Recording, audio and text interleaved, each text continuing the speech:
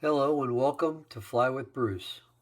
After 35 years of flying commercial aircraft, I wanted to get down to basic flying. My research brought me to the Quicksilver, and you can ride along and watch how I learn and experience the flying characteristics of my Quicksilver 2S. Welcome aboard. Well, welcome, and the aircraft you're looking at was a purchase of mine. I found on barnstormers.com May 2023. It had 12-gallon long-range tanks, and it came with a 528 Rotax with the C gearbox and clutch, knowing that I am fortunate enough to live on the water, and I'll be putting this airplane on floats. And the way I understood is that C gearbox allows the prop to spin freely, basically, until you bring the power up. So on the water, you're not constantly having power. The plane was delivered, and we gradually were able to get the parts out of the truck, and we brought the wings off and the tail section off from the trike section, brought these items down to the rear of the home, and I stored them down there. And there's the trike section that was delivered with everything installed. That was the tail section that we put back together. It did have some help with the project. This little blue bird helped out. That was sitting on the prop.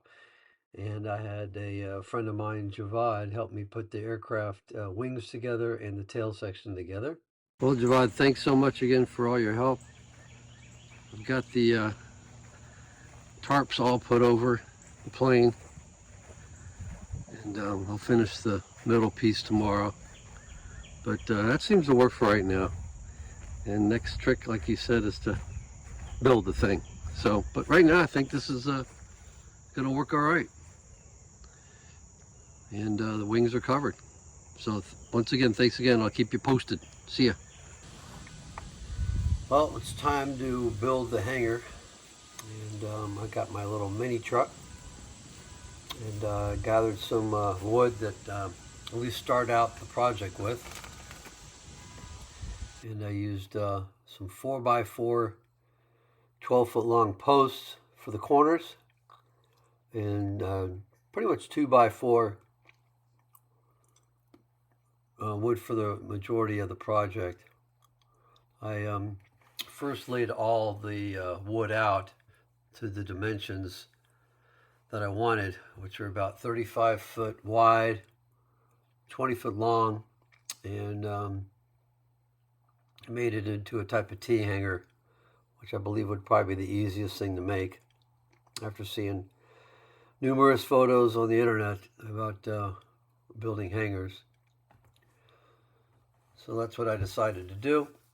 That was the first juncture of my airplane ownage anyway, to get this thing under roof and get those covers off of it, because I did not want to leave it that way always. So anyway, got the few posts up and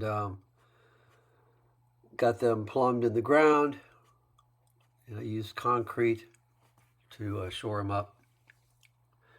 And I also put some 2x4s across each post to make sure everything was square and level. And pretty much let that dry for a day.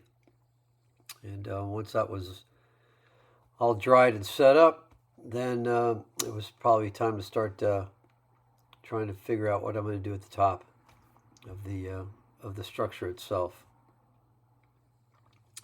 But here's at least the poles.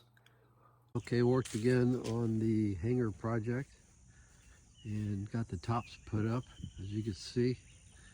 But I need to modify this pole here, that pole there, because that pole is way too close to that corner right there. So I've got to bring this pole back about 4 feet which I'll probably do tomorrow. I'll get it under the pole and I'll sink it, but bring it back to about right here. That way the wing will clear it much easier. Other than that, Bradley was over to help me lift those two beams up. And a little modification here, but that's what we did today. See you later. Well, I had to lift that beam about that much, that little space right there, so I had to lift it up. So what I did, this is some of the only one around, put a board up, and then I used a jack to jack that up, and then I was able to move that. It seemed to work. Well, after getting the support beams, stringers up, let's start building the roof, 2x4s, and I secured them with hurricane brackets at each of the ends. And I decided to use aluminum corrugated paneling for the roof itself. Basic lightweight. It wasn't too heavy for what I was going to be using it for. I did the rear end first, and I put each panel up one at a time and screwed them in. And then I started with the left-hand side, looking forward anyway, and did the same thing. Each panel one by one, and screwed each of them in. And that's kind of what it looked like at the end of the day when I was finished with that part of it. Here is the finished hangar. It took about 5 days to build, and I put some soft sides on it later on, which will be in a later video.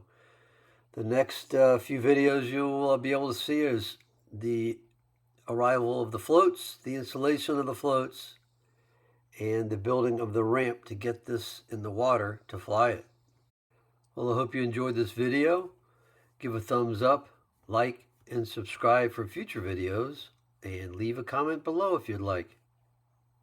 Thanks for watching, and keep the blue side up.